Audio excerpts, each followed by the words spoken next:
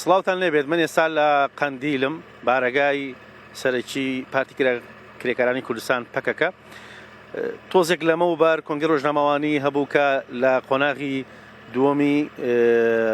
ڕێکارەکانی پرۆسی ئاشتی لە قەندیل بەڕێوەچوو کە بریتی بوو لە گواستنەوەی 26 گەریلا لە ناوچەکانی باکووری کوردستان لە جزیرە لە بۆتان لە شەرناخ لەو شوێنانەی کە پێشتر لە ناوچەی شەڕ بوون لەگەڵ دەوڵەتی یان حکوومەتی تورکیا وەکو خوان لە کۆنگرێک گوتیان لەسەر ڕاستپاردە و داواکاریەکانی ڕێبەری ئەوان عەبدوڵڵا ئۆجەلان بڕیانداوە لەو ناوچانەی شەڕ بکشێنەوە ڕوو لە قەندیل بکەن و لە کۆنگرەکەدا کە سەبری ئۆک ئەندامی کۆنسەی بەڕێوەبەری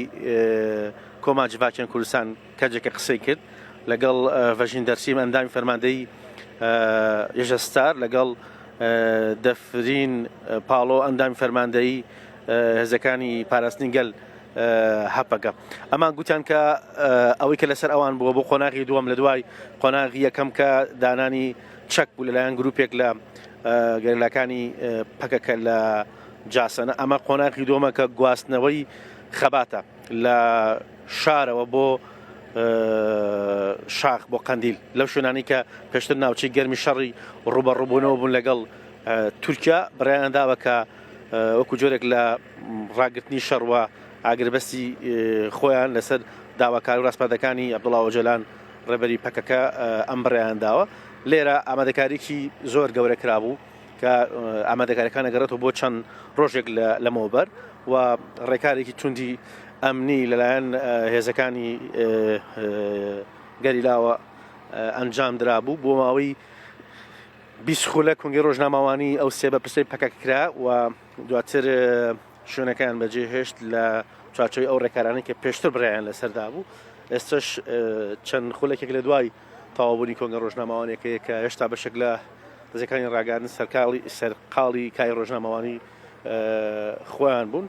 ئەوە شوێنی کۆنگرە ڕۆژنامەوانەکەیە کە دوو وێنەی عەبدوڵڵا ئۆجەلان لە پشتی گەریلاکانی پەکەکە و بە ئەو سێ بەپرسە بوو کە قسەیان کرد و خۆیان لە قسەکانی ئاماژیان پێدا ئەوان لە هەنگاوەکانی پرۆسی ئاسی لە جێبەجێکردنی پرۆسەی ئاشتی گەشتبینن و داواشیان کرد قۆناغەکانی دووەم ئەکەوێتە سەر ئەو کۆمیتەی کە پێک هاتووە بۆ زۆرڕایکردنی کاروبارەکانی پرۆسی ئاشتی و لەسەر دەوڵەتی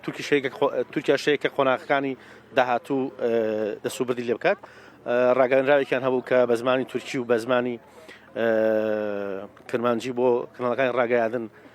خستیانە ڕوو و وەک باسم کرد لە بەرەبەیانێکی زووەوە بەشێکی بەرچاو لە میدیاکان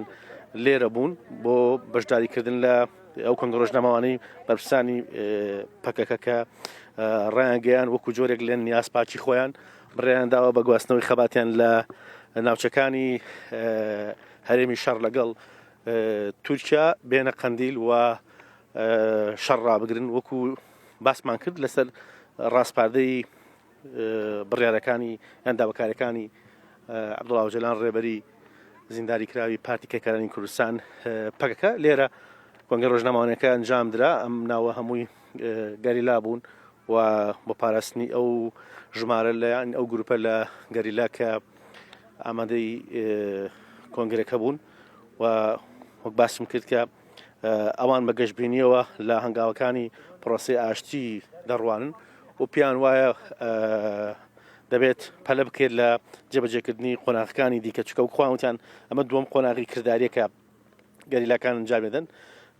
قۆناغەکانی دیکەرێکەوە لەسەر خواوتیان دەوڵەتی تورکیا کە بەرەو ئازادی ئۆجەلان هەنگاو بنێت بەڵێ ئەوەی بۆم باسکردن دوای کۆتای هاتنی کۆنگرەی ڕۆژنامەوانی بەپرسانی پارتی کرێکارانی کوردستان کە سەبری ئۆک خۆی و 25 گەریلای دیکە کە 8